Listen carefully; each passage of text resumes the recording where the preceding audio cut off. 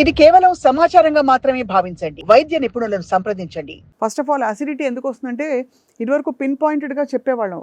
Coffee తాగితే acidity, ఇంకోటి ఏదో అవుతే అసిడిటీ ఇలాగా. ఈ మధ్య కాలంలో ఎప్పుడు ఎందుకు అసిడిటీ వస్తుందో తెలియని పరిస్థితికి వెళ్ళిపోయాం. అది మనిషి టాలరెన్స్ తగ్గిపోయిందంటారా లోపల ఫుడ్కి? మెయిన్గా అంటే మన గట్ బ్యాక్టీరియా తగ్గడం వల్ల that is main protective factor which prevents acid reflect కానీ ఇండైజెషన్ రిలేటెడ్ దాని నుంచి ప్రొటెక్ట్ చేయడానికి మెయిన్గా బ్యాక్టీరియా అనేది చాలా తోడ్పడుతుంది. అండ్ రిఫ్లెక్స్కి అయిన కారణాలు మనం ఒకవేళ చూసుకుంటే అయితే if a person is susceptible to acid reflex ఎందుకు అవుతుంది అనేది చూసుకుంటే ముఖ్యంగా ఒబేసిటీ. అంటే కొంతమంది చూడడానికి మార్బిడ్ ఒబేసిటీ లేకున్నా కూడా వాళ్ళ విసరల్ ఫ్యాట్ అనేది ఎక్కువ ఉంటుంది సెంట్రల్ ఒబేసిటీ వల్ల. దానివల్ల విసరల్ ఫ్యాట్ వల్ల స్టమక్కి ఫుడ్ పైప్కి ఉన్న యాంగిల్ అనేది చేంజ్ అవ్వడం, యాంటీ రిఫ్లెక్స్ మెకానిజమ్స్ అనేవి మనవి ఫెయిల్ అయినప్పుడు ఈ యాసిడ్ రిఫ్లెక్స్ అనేది ఎక్కువ అవుతుంది. ఈ ఫెయిల్ అవ్వడానికి ముఖ్యమైన కారణాలు చూసుకుంటే ఒబేసిటీ, తర్వాత smoking, alcohol excess consumption, processed food, spicy, deep fried, sour food ఎక్కువ తీసుకోవడము, అండ్ అన్టైమ్లీ మీల్స్ తీసుకోవడము, stress. These are the major causes which are putting people at risk for acidity and indigestion related issues.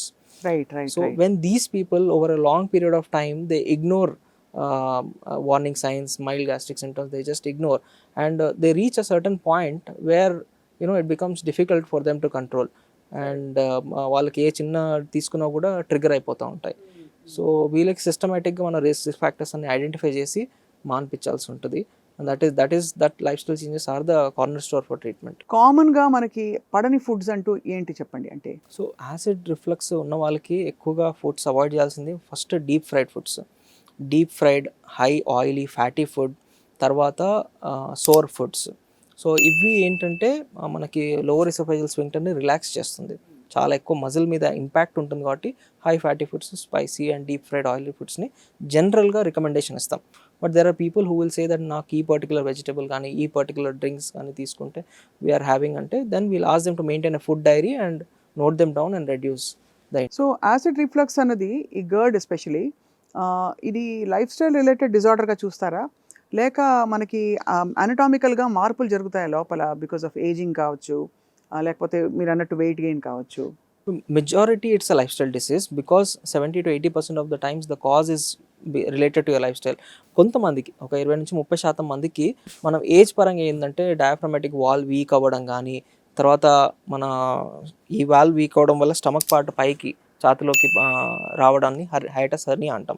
So అలాంటి hiatus hernia ఉన్న వాళ్ళకి it will be very difficult for them. మనం despite life style changes కూడా వాళ్ళకి reflex ఉంటుంది.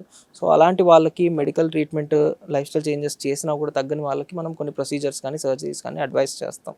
వీటన్నిటితో పాటు మనకి విసరల్ ఫ్యాట్ తగ్గించుకోవడానికి ఏంటండి మార్గాలు?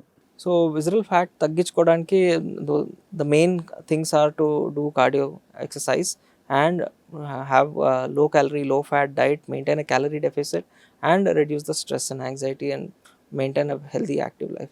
Mana lifestyle, sedentary lifestyle, having a lot of processed food and outside food, lack of exercise, these are the predominant causes. Sometimes genetic kuda undochu, mana familial unna kuda, but everything can be managed with